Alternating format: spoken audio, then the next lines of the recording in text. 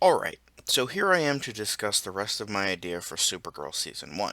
To recap my previous video, here are the changes I have for the Supergirl TV show. Superman is dead.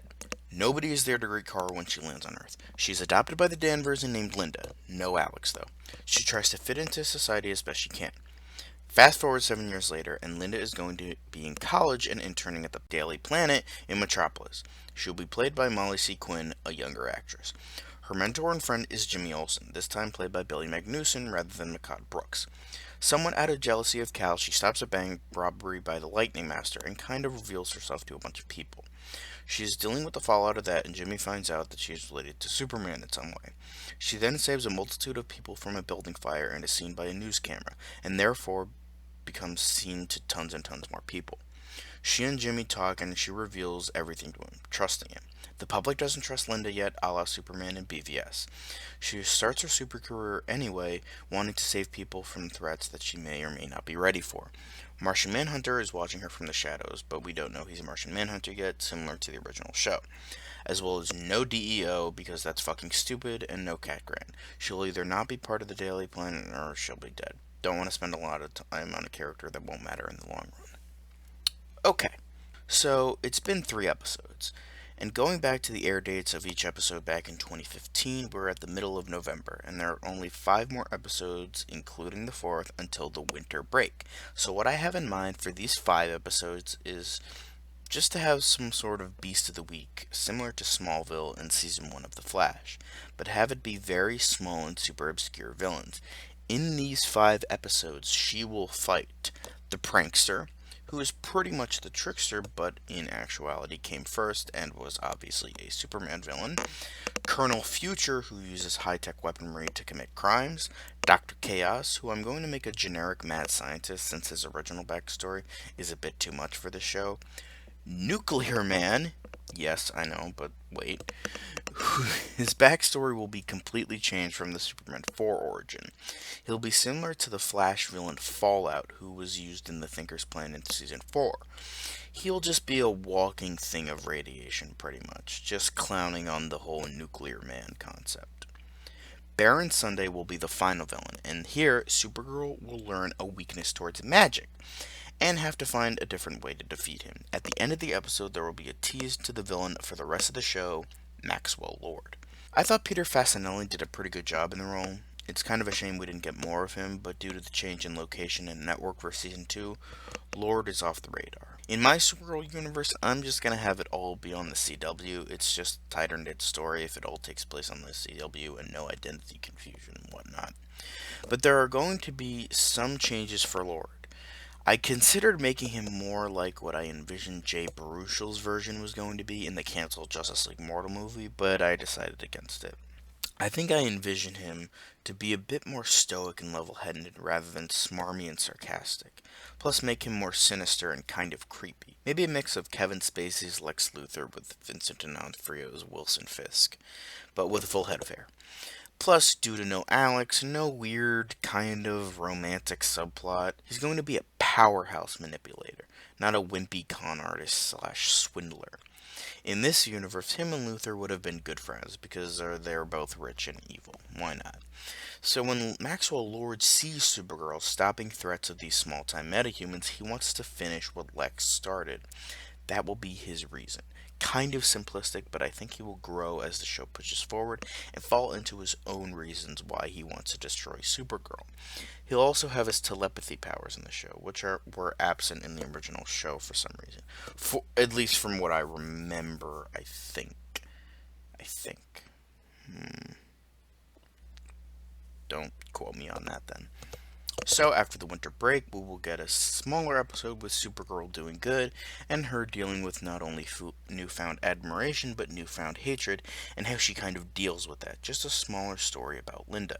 I also wanted there to be a scene at the beginning of the episode that was similar to the opening scene to the Spider-Man 4 movie that never happened, with Supergirl bringing in a bunch of super duper small time villains, even smaller than the ones I mentioned. Maybe the Royal Flush Gang or some villains without powers. I think that would be interesting. Then, after that episode, we get our Live Wire episode. This introduces us to a fan favorite villain and bigger than someone like Dr. Chaos or Baron Sunday.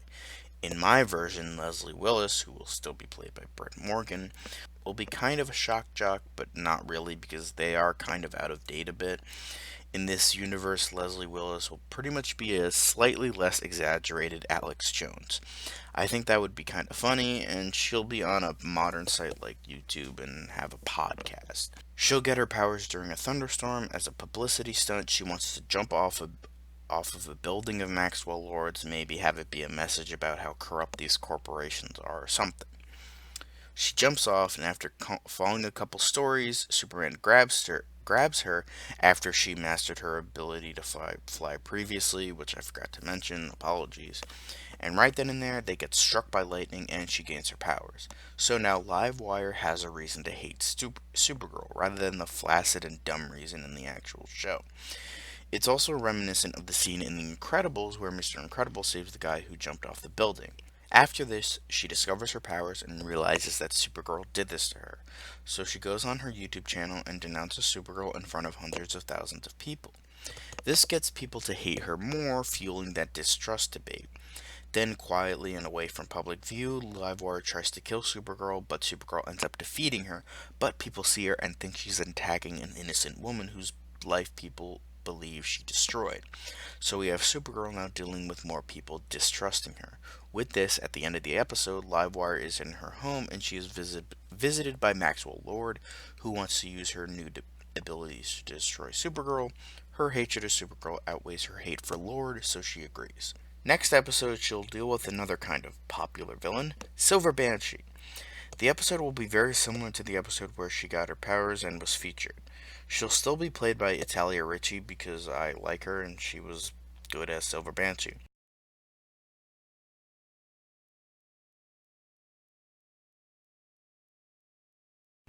It'll play out similar to that episode, actually, but with no Livewire, Flash, or previous episode where Supergirl got doused with red kryptonite and ruined her life. The rivalry will come from Linda besting her at everything in school, beating her for the internship at Daily Planet, and a bunch of other things. She grows to hate Linda once she discovers her powers, tries to kill her, but can't, and realizes eventually she's Supergirl. She's eventually defeated and is once again visited by Maxwell Lord, and she has Supergirl's secret identity figured out, which makes her more integral to Lord's plot. Next will be a filler episode, and she'll deal with another small villain, the Spider Lady, who is from the 1948 Superman film serial. In this, I'm changing it so she has the ability to turn into spiders, and Supergirl will have to deal with her fear of spiders. Simple, moving on. I know it sounds ridiculous, but make her more relatable. Fear of spiders is pretty common, so I thought having that common fear with a super powerful hero would, tie that relation with the audience a bit more. Plus, it has her dealing with fear a bit more, which is a major arc I have this season and kind of for the rest of the show. The next episode will have the Albert Michaels Atomic Skull. It will keep in tune to the original origin of the character, which is very different to the Joseph Martin version. The episode will also introduce the MSCU, aka the Metropolis Special Crimes Unit, with Maggie Sawyer, who will be played by Kyler Lee.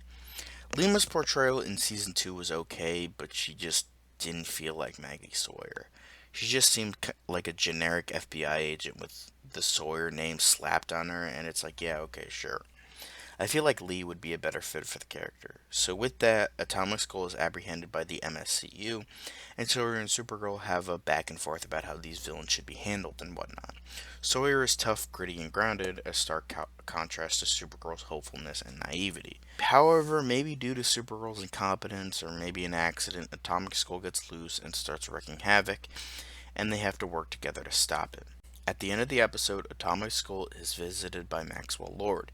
Next episode will be the villain, Parasite. It'll be the pre-crisis version of Ray Jensen, because due to the fact it's pre-crisis, it's a rather simplistic backstory. He escapes his holding cell in whatever prison can hold him and tries to kill Supergirl, absorbs her powers, which makes her powerless, kind of similar to Earth 1 Superman. Due to her being powerless, Martian Manhunter finally steps out of the shadows and defeats the creature. Martian Manhunter and Supergirl are finally introduced to one another when Maxwell Lord meets Parasite in prison. So obviously, I'm setting up something major with Maxwell Lord. He's going to make some smaller appearances, maybe meet Supergirl, threaten her a bit. Keep a low profile, but subconsciously tell her that he's a threat to be bargained with. However, that will wait to build the tension, and we'll have the Flash crossover, which I'm still going to include. Same thing happens, he travels to Earth 38 and introduced to Linda. However, now the dynamic is different. Supergirl is now 20 years old, and this version of Barry is in his mid 20s, as well as having one more year of experience on his belt. But the thing is, he's not super mature like season 4 or 5 Barry. He's still kinda new at this, and is still kind of being this weird sort of mentor to Linda. He explains who he is to Jimmy, John, and Linda. I haven't mentioned Jimmy a lot, but he is still a substantial part of the season, so don't forget about him. Similar to the original crossover, Barry explains the multiverse and how he is the Flash. Jimmy starts kind of mumbling to himself about how it all makes sense and why didn't I see that before, alluding to the fact that there is or was a Flash on this Earth. John looks saddened, but these are subtle little hints and not really focused on all that much. Linda doesn't really pay much mind to it as she's kind of, hasn't really thought about that, which I'm going to explain in a sec, so don't worry. So, Barry explains himself and who he is, and they all agree to try and help get him home. Before they can do that, a villain, not connected to Lord's gang, comes from the shadows, a Kryptonian serial killer named Vacox. He was a prisoner trapped in the Phantom Zone but somehow escaped. He starts running amok and killing tons of people. Supergirl, Flash, and Martian Manhunter all try to stop him. Jones all of a sudden starts yelling orders at everyone. Flash, make sure all of the people are out of the area and make a perimeter. Supergirl, try to keep him down as best you can. I'll be back. Martian Manhunter runs off while Superman is getting completely obliterated by Vacox. Flash sees Supergirl getting hurt really badly and decides to help her instead of protecting civilians. He helps her out and uses his speed to keep him down. Martian Manhunter comes back to the fight with a kryptonite ring and yells at Supergirl to get out of the way. She does, and he begins pummeling him until he is too weak to fight and then knocks him out. He puts the kryptonite away and runs over to Supergirl and asks if she's okay, and despite not looking in the best of shape, she'll be fine. He darts a look of anger towards Barry for not protecting the civilians like he told him and flies off with Supergirl, but luckily no one got hurt. So this Martian Manhunter is not only not going to be nerfed like in the actual show, but he's kind of similar to Batman in BVS. He's kind of bitter and has been alone for a long time. He's not totally gritty and angry because that would be against the character of Martian Manhunter. He's just kind of hardened and a bit lost at this point. Why? Well, he eventually explains to Barry that he is the last of the Justice League. Yes, I am bringing the Justice League into season 1 of Supergirl. As I said before, Linda knew about the Flash, but didn't really put two and two together until now, and she's hasn't really been thinking about Barry Allen or the Flash. So Jones reveals that everyone from the League is either retired or dead. Superman, the Flash, and Green Lantern, the Hal Jordan version, are dead while Batman has gone missing, Wonder Woman is back on Themyscira, and Aquaman is in Atlantis. He is the only real hero left. So because of this, Supergirl asks him to stay out of the case with Vacox because he still has some anger in him. So we have a plausible reason for him to stay out of it while not nerfing the character. Perfect. So the rest of the episode just involves Supergirl and the Flash trying to stop Vacox, as well as Linda figuring out how he escaped from the Phantom Zone like she did. The episode ends with Supergirl going to the Fortress of Solitude with Flash to put Vacox back into the Phantom Zone with the projector. There could be a funny little scene where the security recognizes Flash because you can make the argument that the DNA is the same despite being two different Flashes. Maybe, maybe not. It could be a funny scene. They put Vacox back into the Phantom Zone and then Supergirl brings Flash back to Earth 1 with the race thing like at the end of the actual episode and he goes home. She also never totally figures out how he escaped from the Phantom Zone, maybe because of how we never really figured out how Supergirl escaped from the Phantom Zone, due to no Indigo in this universe. Moving on though, next two episodes are going to be Lord's plan coming together. Since now he knows Supergirl's secret identity, I'm going to be pulling a Daredevil Born Again with this one. He is going to pretty much ruin her life in every way imaginable. Her reputation as Supergirl is already in a not so great place. After her fight with Livewire, people think that she's kind of a menace, maybe. So Lord will keep pulling strings to make Supergirl look bad. On the other side of the coin, though, he will get Linda expelled and fired from her internship at the Daily Planet. Maybe, like straight out of the Born Again comic, blow up her apartment, maybe without Win there, of course. Maybe actually kill him off because I can't really think of anything to really do with the character, but we'll see. Could be, I don't know, have some consequences, I guess, but we'll see. That would maybe be the finale of the first episode. The second episode should be someone that Lord hired kidnapping and torturing her mother and father. In this show, her father isn't dead or part of Cadmus or whatever until she saves them. Then, somehow, he shoots and nearly kills her. Kryptonite bullet, obviously. She is thrown into a river while her mother and father escape. She begins to have dreams and nightmares that she's a failure. She is eventually found by John, and he fishes the bullet out of her. Eventually, the episode ends with her trying to figure out who's doing all of this. The next episode is figuring out everything as well as dealing with the fallout of what happened in the previous two episodes. This is an episode about Linda and her coming to terms with everything around her. She briefly talks about giving everything up, but now after everything, she can't. She knows that after everything and dealing with all the ups and downs of being a hero and dealing with that in her day-to-day life, she can't give up now. I didn't really explain all the specific character moments because I simply didn't have enough time, but I will definitely touch on that in a future video. At the end of the episode, they find Maxwell Lord is behind everything and they go to confront him. In the first part of the season finale, Lord doesn't really reveal anything. He's not gonna be a mustache twirling villain who tells the heroes his entire plan. We don't want that. He's gonna deny everything. He says that they don't have any evidence or anything like that. Not even in a regular heartbeat, nor can John read his mind, so it's back to the drawing board. Lord is a wealthy and well-respected businessman. He hasn't done anything like Lex Luthor to notify the people that he is evil. He has his Black King persona, and that will be touched on in a little bit. The first episode, for the most part, will be the team trying to figure out any discrepancies with this plan, and there are next to none. Lord has thought of everything. However, Supergirl thinks there is one with the man that kidnapped her parents. So she goes to the MSCU to get Maggie to interrogate him since she has more experience in doing so. She interrogates him and he reveals that he was paid to do it by the Black King. Sawyer tells Linda that it's a guy the FBI have been tracking for months. While Linda wants to tell her that it's Maxwell Lord, she can't because she doesn't want her to get suspicious. They try to find anything that might be any connection between Lord and the Black King. There is nothing except very vague rumors and no concrete evidence. They can't find anything substantial. Then Linda realizes something. How would Maxwell Lord know who she is? She realizes that anything that happened to her personally wasn't coincidence. Then she realizes that Silver Banshee might have figured out who she is due to the fact that Linda didn't die from her powers. She goes to the prison to visit her, but in reality it's to figure out anything. Long story short, she doesn't figure out anything and Banshee just taunts her. When signing out, she decides to check the names to see if anything out of the ordinary, and she sees something interesting. She asks the woman what a man named Russell Faraday looked like.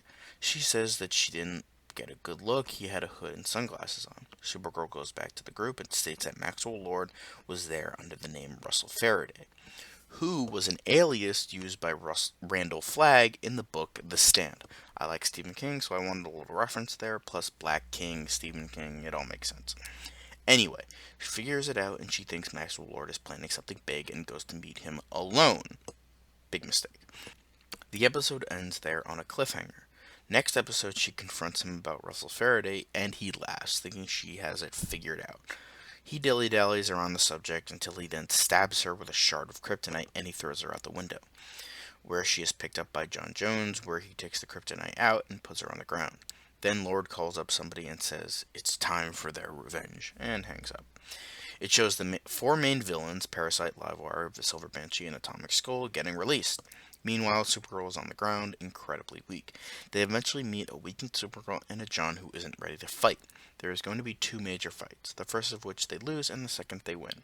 In between, they rest up and get back to the fight eventually.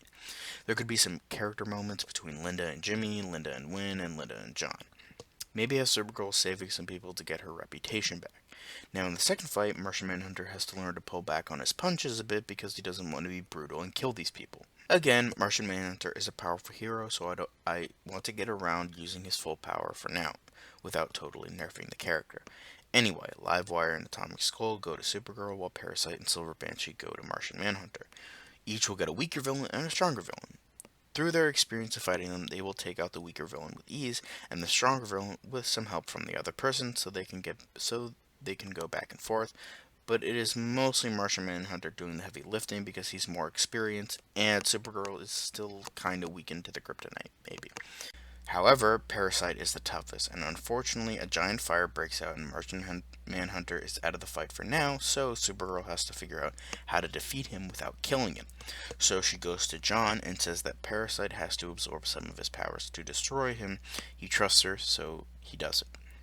This causes a weakness in Parasite with fire, and because of that is defeated because of Martian Manhunter's psychological fear of fire.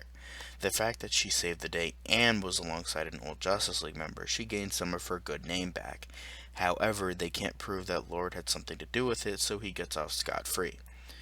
The season ends with Linda somehow getting back into college, but not available to get her internship back at the Daily Planet, which she didn't want anyway. With the whole college thing, I assume that she has evidence against Silver Banshee and Black King and that kind of thing, so yeah, let's just say that. It has a happy ending with Linda maybe eating lunch with Win, Jimmy, and John. There could also be a tease of Maxwell Lord working on something to defeat Supergirl once more. So, that was my first season of Supergirl. A lot more detailed than I wanted it to be, but I hope this gives you an idea with what I want to do with the character and fix what CW completely messed up. I'm gonna then do a video on season 2 and 3 and so on. I will probably do a layered character video with Supergirl's character throughout season 1 to get a better feel of what I'm trying to do with the character.